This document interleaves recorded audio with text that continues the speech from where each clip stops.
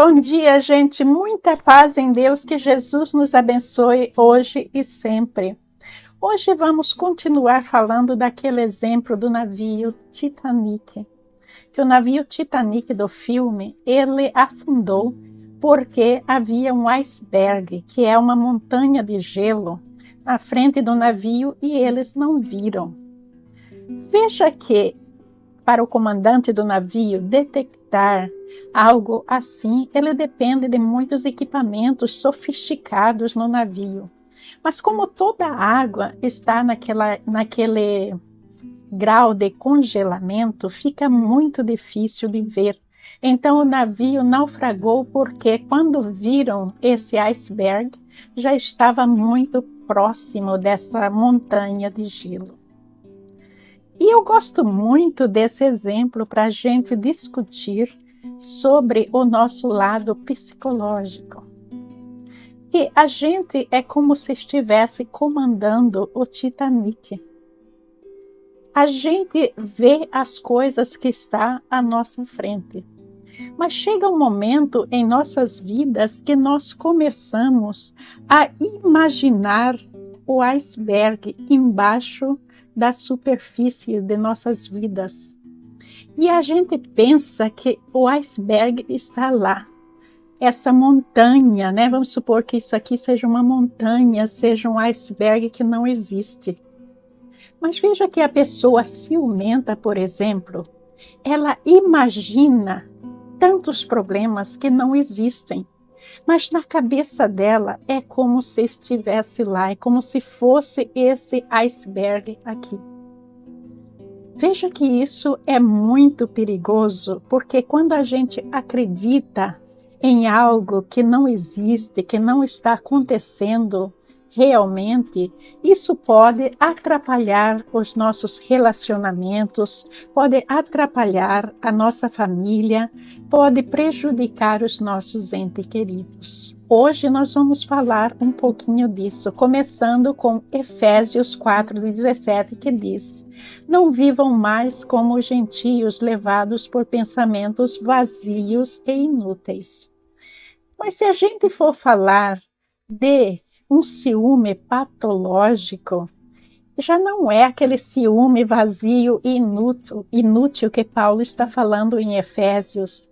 É algo que o nosso corpo está reagindo e a gente está agindo dessa maneira porque existe um desbalanceamento no nosso organismo.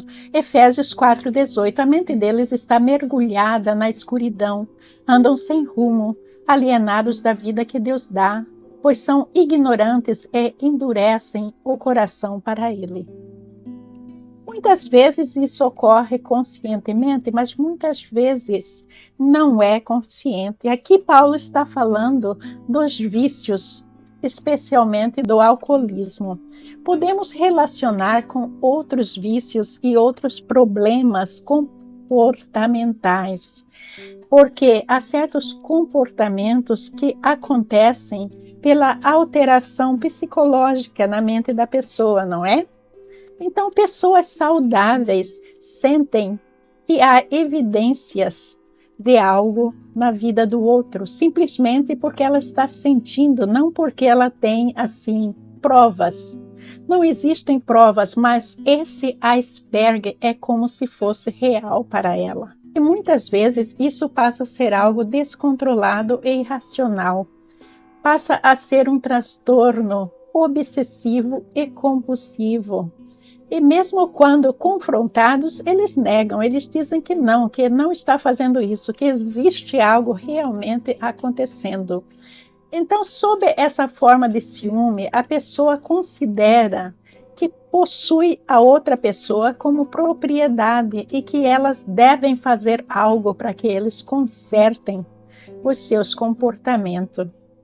Então vamos ver Efésios 4:15, que diz: "Em vez disso, falaremos a verdade em amor, tornando-nos em todos os aspectos cada vez mais parecidos com Cristo, que é a cabeça." E qual que é a causa de tudo isso? A principal causa é a insegurança. de não ser amado, a ansiedade causando a sensação de precisar estar em controle de tudo. Exemplos de ciúme patológico, vou ler aqui para vocês. Acusações de olhar ou dar atenção para outras pessoas, questionamentos sobre comportamento do outro, interrogatórios sobre chamadas telefônicas sobre o paradeiro do outro, mesmo quando ele está trabalhando, ele ou ela está trabalhando, checar as propriedades do outro, como o telefone, a carteira, os bolsos, acusações infundadas sobre manter casos fora do relacionamento, exigir o isolamento do outro, dos amigos e familiares, segue e investiga o outro, procurar retaliar por suspeitas sem prova, falta de confiança, violência verbal e ou física contra o outro. Negar o comportamento ciumento, acreditam piamente que existe um problema do outro. Veja que isso é muito sério. E um relacionamento que deveria ser maravilhoso, ele acaba, porque o outro lado já não quer mais nem a presença dessa pessoa. Existe no ambiente onde essas pessoas moram um excesso de negatividade, de cobrança, de coisas infundadas que a pessoa se cansa. E aí ela começa até a fugir do ambiente. Muitos fogem para um trabalho exagerado, outros para o alcoolismo, outros para a droga, e outros para o desamor. Eles simplesmente decidem deixar aquela mulher ou aquele homem. Vamos ver primeiro Coríntios 10, 23. Tudo é permitido, mas nem tudo convém. Tudo é permitido, mas nem tudo traz benefícios.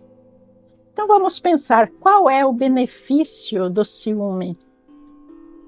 Qual é a lucratividade disso?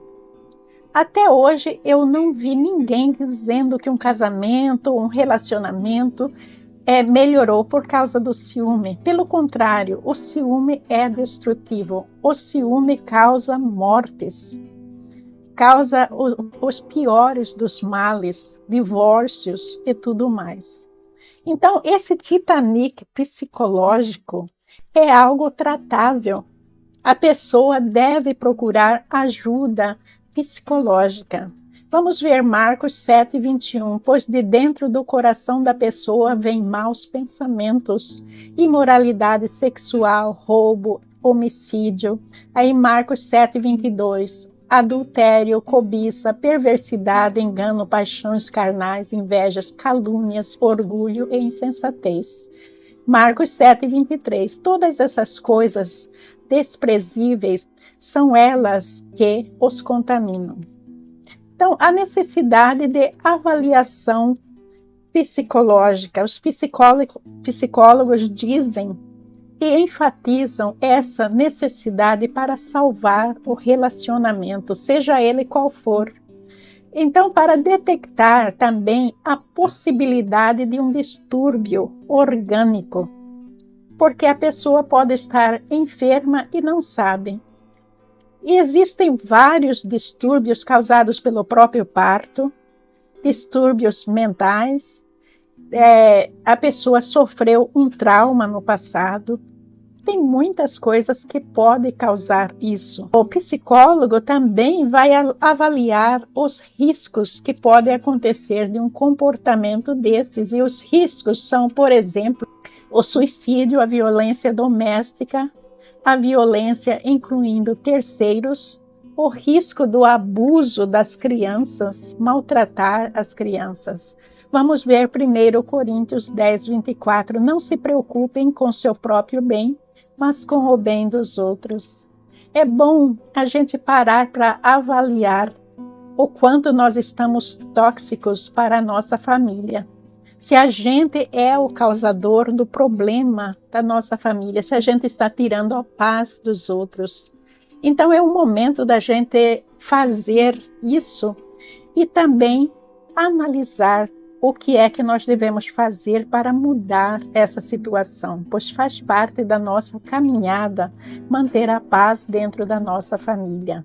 Vamos ver Tiago 1, 19 e 20. Entendam isto, meus amados irmãos, estejam todos prontos para ouvir, mas não se apressem em falar, nem em se irar. A ira humana não produz justiça divina. E Tiago 1, 22. Não se limitem, porém, a ouvir a palavra, ponham-na em prática, do contrário, só enganarão a si mesmos. Discutir os comportamentos para mim é fundamental para colocar em prática a palavra de Deus e para que o seu casamento não acabe, para que os seus relacionamentos não acabem por falta de um tratamento, por falta de entendimento. E a gente tem que fazer um exame de consciência para ver até que ponto a gente não está sendo influenciado pelo maligno, até que ponto a gente não tem um problema causado por algo. Então a gente tem que parar e analisar isso e falar, não, eu preciso de ajuda. É maravilhoso quando a gente assume que a gente precisa ajuda. Deus está pronto para ajudar, para nos intuir, para nos dizer o que fazer. Hoje a minha oração vai para todos aqueles que sofrem o ciúme, principalmente o ciúme psicológico. Que Jesus nos abençoe, que Jesus nos dê entendimento, paz e que todas as famílias estejam sempre unidas no amor de Deus.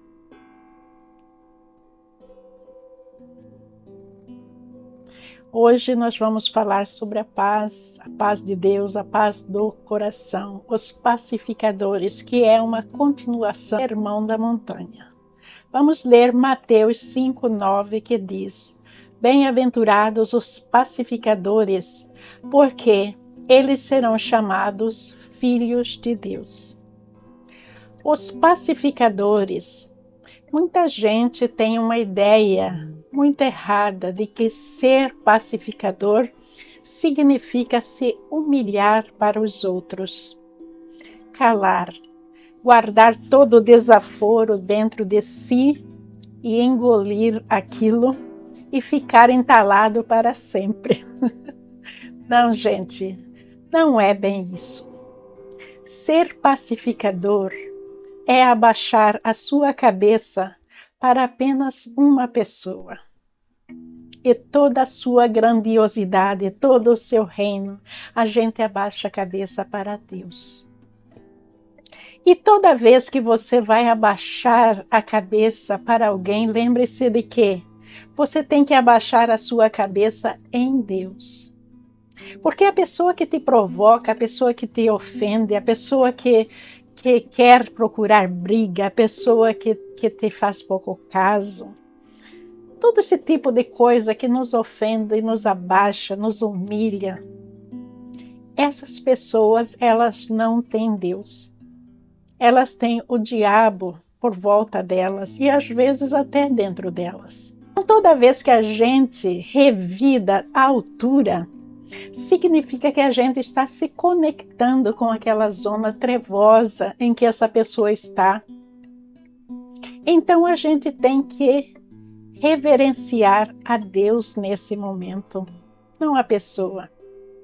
Se a gente puder calmamente deixar essa pessoa ir, eu estou chegando à conclusão com Deus que é a melhor forma de resolver esse problema. Porque Deus vai trabalhar nessa pessoa e com o tempo ela vai voltar a si e entender. E como é que nós fazemos isso em Deus? Vamos ver o exemplo de Jesus. Jesus enfrentou as piores coisas que um ser humano pode enfrentar. Jesus nunca calou. Ele não afrontou à altura os seus inimigos, mas com a palavra de Deus houve respostas para tudo. Porque a palavra de Deus é pura, é provada e ela deve ser empregada em todas as situações, com amor, Nunca deixe o amor sair do seu coração para entrar a treva do outro. O próprio Mateus nos explica sobre o que Jesus nos diz sobre isso. Como é que Jesus age? Como é que Deus age? Porque está escrito em Mateus 5,45. Porque faz que o sol se levante sobre os maus e bons, e a chuva desça sobre os justos e os injustos. Veja que a bondade de Deus está fazendo que o sol venha para todos, que a chuva venha para todas. Mas o que a pessoa não pode se esquecer é que esta é a oportunidade de sol e chuva. A chance de ter o sol, de ter a chuva jorrando sobre nós é agora. E é para todos. Então nós não vamos perder essa chance e ficar brigando com as trevas, respondendo mal, fazendo briguinhas. Não, nós vamos aproveitar a nossa chance e com Deus nós vamos vencer, porque Jesus venceu as trevas deste mundo. E Ele nos disse que é preciso, e Ele nos disse que Ele está com a gente, Ele nos amparando, Ele está atravessando com a gente. Então a gente dá as nossas cinzas para Deus, que são as ofensas, as amarguras, a falta de perdão, o desamor. A gente entrega esse prato de cinzas para Deus e Ele nos devolve bênçãos, luz divina. Quer coisa melhor que isso? Saúde para o nosso corpo, porque as trevas só trazem doença. O ódio, o desamor, a falta de união, a falta de perdão.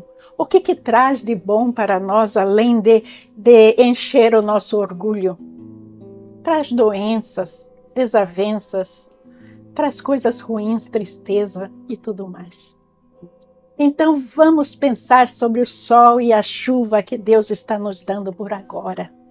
Vamos pensar no dia da redenção, no dia da ressurreição. Esse dia, só os pacificadores ressuscitarão.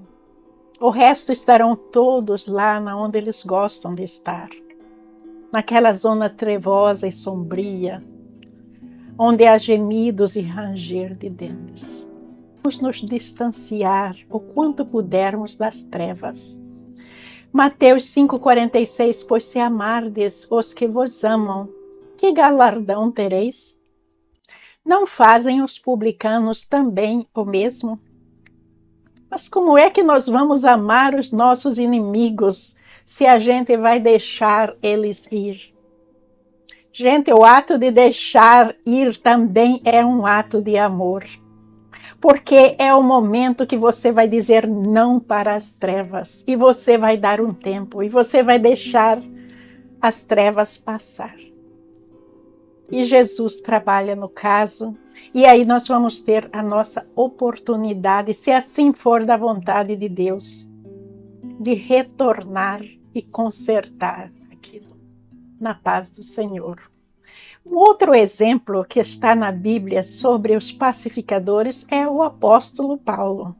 Veja que o apóstolo Paulo, ele perseguia os cristãos. Perseguia ferozmente os cristãos. Ele era totalmente contra o cristianismo. Mas Jesus o mudou.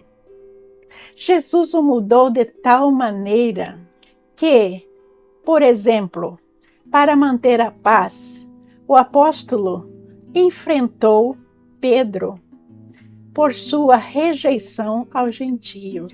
Gálatas 2:11. Mas quando Pedro veio a Antioquia, tive que opor-me a ele abertamente, pois o que ele fez foi muito errado. Aquilo que está errado, de acordo com a lei de Deus, nós não temos que aceitar como certo. Não importa quem está falando. Mesmo nesse caso que era o apóstolo Pedro fazendo algo errado, Paulo, para defender a causa de Jesus, ele se opinou, ele não calou. Então, gente, isso aí mostra a transformação de Paulo, que ele estava vendo aquilo que o outro apóstolo estava fazendo de errado e se opinou. E agora vamos ver uma outra situação em 2 Coríntios 11:23, do próprio Paulo, falando daquilo que ele passou como apóstolo. São servos de Cristo? Sei que dou a impressão de estar louco, mas digo que tenho servido muito mais. Trabalhei com mais dedicação, fui encarcerado com mais frequência, perdi a conta de quantas vezes fui açoitado e em várias ocasiões enfrentei a morte. Veja que ele era um homem de muita influência. O apóstolo Paulo, ele poderia simplesmente ter desistido, mas não, ele enfrentou tudo isso pela causa de Jesus.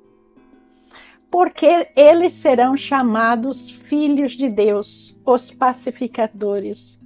Nós somos filhos de Deus, somos chamados filhos de Deus toda vez que nós adotarmos os ensinamentos de Jesus na prática.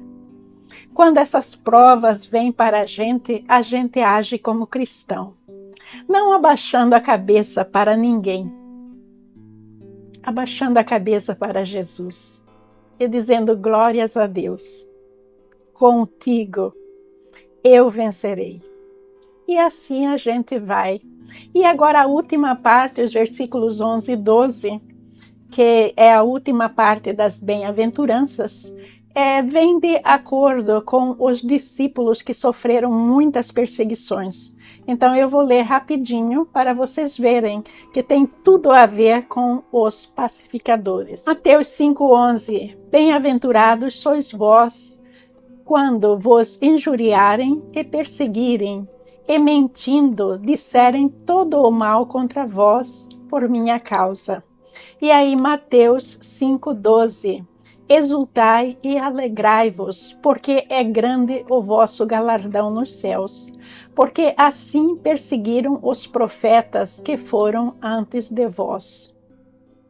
Quando alguém fala contra um cristão, um verdadeiro cristão, e o acusa falsamente, ou o verdadeiro cristão sofre perseguição verbal ou corporal, porque ele não professa a mesma religião, porque esta religião é melhor do que aquela.